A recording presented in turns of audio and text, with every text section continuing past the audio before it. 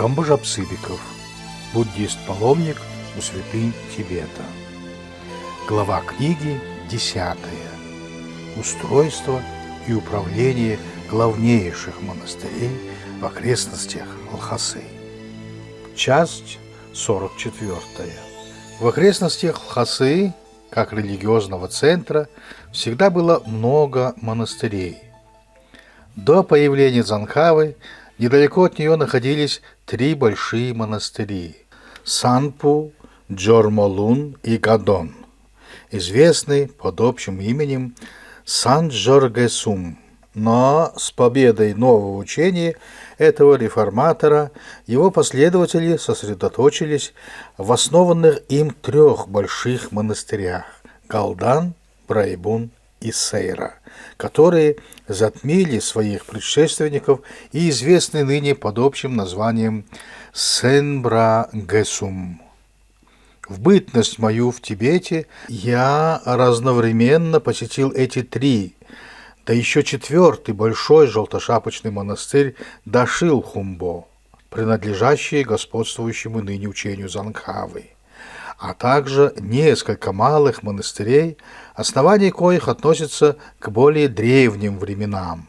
Сии последние с появлением нового учения или сами приняли его, или, уступив первенство его последователям, сделались безызвестными и малолюдными. В ниже следующих строках мы будем говорить о быте только 3 вышеназванных монастырей. Притом, ввиду того, что каждый из них имеет свои более или менее значительные особенности, которые нельзя без некоторого риска подвести под один итог, заметим, что все подробности будут, безусловно, верны лишь для самого большого из упомянутых монастырей – Брайбуна, жизнь которого нам ближе всего известна.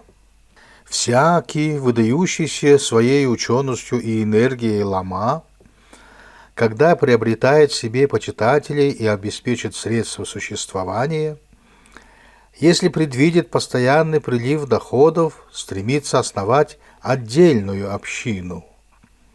Причиной этого преимущественно служит желание распространять учение и способствовать его процветанию, что в воззрении ламаитов связано с увеличением числа монастырей и монахов.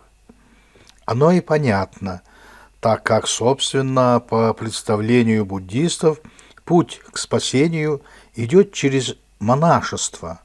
Только тот, кто берет на себя более трудные обеты монаха, может окончательно вступить на путь. При этом, конечно, немалую роль играет и честолюбие – быть первым в деревне, а не вторым в городе. Задумав основать собственный монастырь, монах прежде всего избирает для него подходящее место согласно астрологическим указаниям и благоприятным признакам и, удаляясь на новое место, берет с собою самых преданных из своих учеников. Большинство монастырей Центрального Тибета занимают места, негодные для земледельческой культуры. Так, например, Галдан стоит на вершине горы, Брайбун высоко на склоне среди камней, Сейра, хотя под горой, но на песчаной и каменистой почве, Дашилхумбо тоже и тому прочее. Намеревавшийся основать монастырь собирает пожертвования, и набожные люди оказывают ему помощь. Наиболее обеспеченным бывает успех предприятия, конечно, тогда, когда является какой-нибудь сильный покровитель, вроде местного князя. Тогда основатель строит себе и ученикам жилище, а затем особый дом, где монахи собираются для совершения богослужений. Этот дом, принадлежащий всей общине, называется Сокчен-Дуган. Слава основателя, деятельно поддерживаемая его учениками, притягивает новых почитателей, которые должны свидетельствовать свою набожность приношением пожертвований на монастырь и его общину, почему и называются бжиндак, то есть милостынедателями, буквально хозяевами даяний. Приношения эти могут состоять из предметов культа, храмового инвентаря, припасов для духовных, денежных пожертвований, земельных участков и тому прочее. Таким образом возникает монастырь и обеспечивается его существование. Во главе монастыря первоначально стоит, конечно, его основатель, и именуется его престольным, по-тибетски Тиба, по-монгольски Ширета. Так как он занимает главный престол у задней стены дугана, а остальное духовенство располагается у подножия его. Тиба является учителем всей общины, и как таковой должен быть почитаем учениками, согласно учению Дзангхавы, ничуть не ниже Будды. Как хозяин монастыря, содержащий на свои средства монахов, он является полным распорядителем монастырских дел, но с другой стороны заняты делами, связанными со священным саном, с другой – с увеличением монастырской общины. Не имея просто времени для занятия всеми делами, он поручает различные части управления другим лицам. Вследствие этого стала отделяться от Тибы власть административно-судебная и экономическая. Со смертью основателя монастыря община, конечно, не может существовать без начальника и учителя. Поэтому нужен наместник, который бы своей ученостью и влиянием на милостынедателей мог бы продолжать начатое дело. Избранный глава монастыря назывался Тиба, в литературе Титок, или более скромно занимающим престол, или кафедру Тидзинь. И первое время эти звания были пожизненными. Избираемое наместничество, да притом пожизненное, естественно, должно было сделаться предметом разных споров, истекающих как из соревнования познаниями, так и из различных наклонностей наместника и тому прочее. Выход из таких раздоров был найден сначала в установлении срока наместничества, а затем самым удобным оказалось установить наследственность власти. Наследственность эта могла выражаться у последователей Дзангхавы, которые, как известно, безбрачны, только отыскиванием перерожденцев, выдающихся лиц. В этом случае выгоды были следующие. Во-первых, обаяние святости, производимое на монахов и милостынедателей. Во-вторых, отсутствие споров об относительной учености того или другого кандидата. И в-третьих, все богатство, накопленное предшественником, оставалось в распоряжении его перерожденца. Первый опыт возведения на кафедру перерожденца был сделан с вышеупомянутым третьим Далай-ламой Соднам Джамсо. Успех нововведения сказался сразу, и слава о перерожденце брайбунского настоятеля дошла до Монголии. Последующие политические события сделали Далай-ламу главой всего Тибета. В настоящее время Далай-лама является настоятелем монастыря Сейра и Брайбуна, а в монастыре Галдан из уважения к памяти великого основателя желтошапочного учения сохранена должность отдельного галданского настоятеля. Вся монастырская община составляет так называемое большое собрание Цокчин.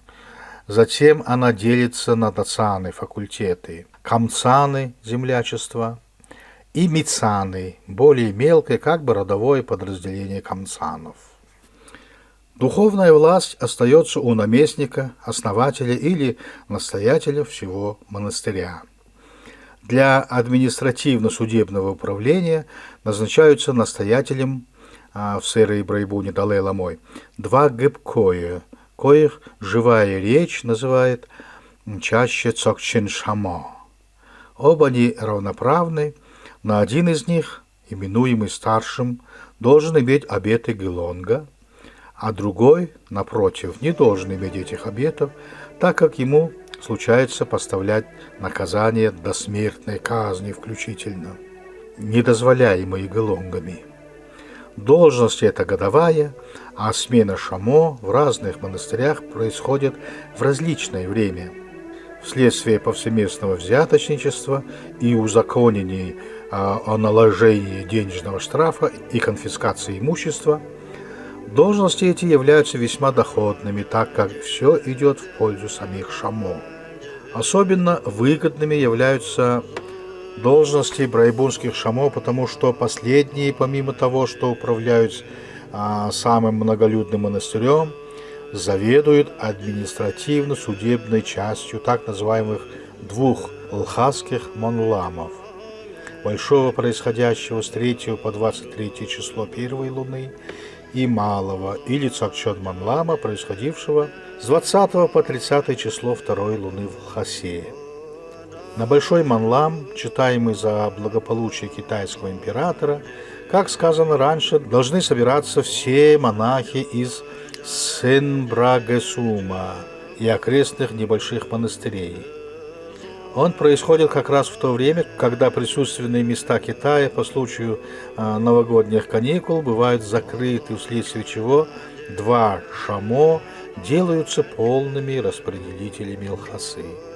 Они собирают за это время налоги с торговцев и хозяев лошадей, устраивают суд над всеми, ревизуют через своих агентов чистоту улиц, налагают штрафы, конфискуют имущество и тому прочее. В это время все жители города находятся в каком-то неопределенном страхе, ежеминутно опасаясь нарушить дисциплину или сделаться объектами клеветы недоброжелателей, чем не преминут воспользоваться шамо, видящие во всяком правом и неправом деле только лишнюю статью дохода. Чрезвычайная доходность служит, конечно, причиной того, что на эти должности является много претендентов из лиц, имеющих право занять их, а имеют на это право все бывшие гибкое и нерцан-деба, казначеи всех дацанов. До самого последнего времени должности эти скупались сравнительно дорого. Так, во время регенства Демохотухты цена на каждую доходила до 4000 ланов тибетских монет или более 5000 рублей на наши деньги.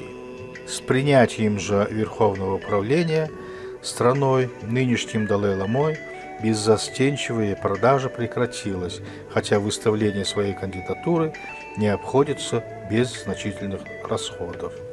Должности эти в других монастырях не столь доходные, но все же обеспечивает безбедное существование до конца жизни тем, кто умело прослужил в них.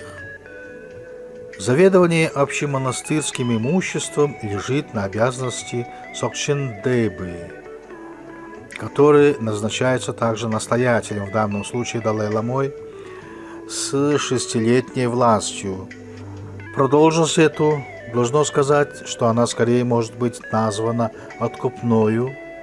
Дело в том, что казначею Деба сдаются все доходные статьи монастыря вместе с деньгами, и он, эксплуатируя их по своему усмотрению, должен ежегодно выполнять все условия раздачи монахам денег, муки, провизии и ежедневного чая.